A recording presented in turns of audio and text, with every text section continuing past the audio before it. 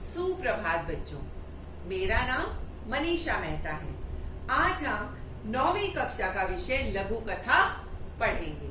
तो चलिए सबसे पहले लघु कथा लेखन के नियम जान लें। एक ही घटना पर केंद्रित हो। जो भी कहानी लिखनी है उसे एक ही घटना के बारे में वहां बताया जाना चाहिए। केवल 2 या 3 पात्र हों। प्रसंग तथा चरित्रों के अनुरूप भाषा का प्रयोग किया जाना चाहिए। जैसे भी चरित्र दिखाए जा रहे हैं उन्हीं के अनुरूप भाषा का प्रयोग होना चाहिए। विराम चिन्हों का उचित प्रयोग हो ताकि आपकी कहानी ज्यादा प्रभावशाली बन सके। पात्रों के नाम ऐसे रखे जाएं कि चरित्र के अनुकूल हो। पात्र जो भी आप कहानी में बना रहे हैं उनके नाम भी उन्हीं के हिसाब से रखने चाहिए।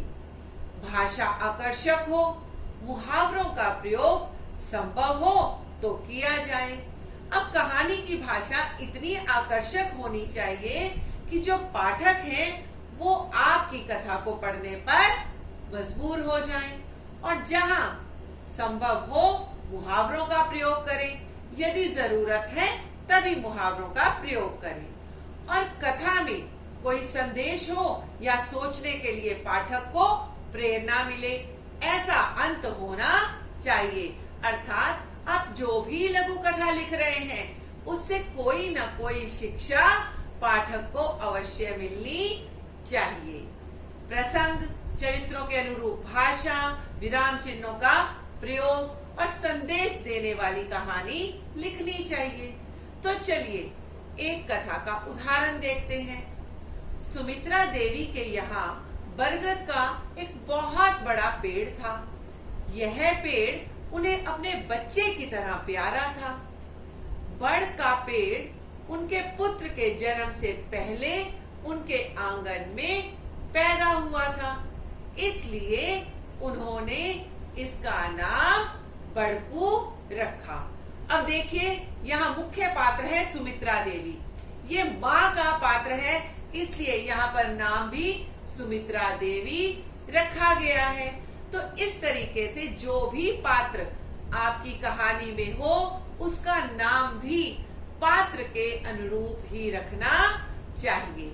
अब उन्होंने पुत्र के जन्म से पहले जो आंगन में एक पेड़ था बड़ का, उसका नाम रखा बड़कू। अब ये देखिए बड़कू नाम, इसी तरह का यहाँ नाम इस पात्र का होना चाहिए था और इन्होंने भी बिल्कुल उपयुक्त नाम दिया है।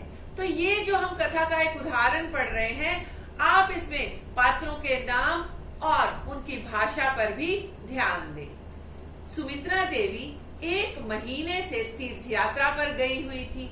जब लौटी तो पैरों के तले जमीन खिसक गई। उनके आंगन में बड़ का पेड़ नहीं था। वे अपने बच्चों से बहुत नाराज हुई। जब उन्हें अपने बच्चों के द्वारा पेड़ को काट दिए जाने की घटना का पता चला, वो आग बबूला होकर बोली, यह तुमने क्या अनर्थ कर डाला, मैं तुम्हें कभी माफ नहीं कर सकती। अब यहाँ आप विराम चिन्हों का प्रयोग देखिए। यह तुमने क्या अनर्थ कर डाला। ऐसी जो लाइनें हैं वहां पर जिस विराम चिन्ह का प्रयोग होना चाहिए, जैसे यहाँ पर कोमो का प्रयोग है, क्या हुआ माँ, अब प्रश्नवाचक चिन्ह, क्यों बात का बतंगड़ बना रही हो, एक पेड़ ही तो था, अब बच्चों के लिए अलग बेडरूम बन पाएगा। अब ये वाली जो पंक्तियां हैं अगर आप ध्यान दें तो ये इन्वर्टेड कोमास के अंदर लिखी गई है, हाईलाइटेड है। क्यों? क्योंकि एक मुख्य बात है और यहाँ पर जो बेटा है वो अपने बच्चों के लिए एक अलग कमरे की बात कर रहा है। तो वह कह रहा है, एक पेड़, तुम क्या जानो बेटा, चिपको आंदोलन के समय अपनी जान पर खेलकर मैंने इस पेड़ को बचाया था। एक पेड़ ही तो था। ये शब्द माँ को आजीवन चोट पहुंचाते रहे और कभी ना भरने वाला जख्म पीछे छोड़ गए। इसके कथाकार हैं डॉक्टर कविता कपूर।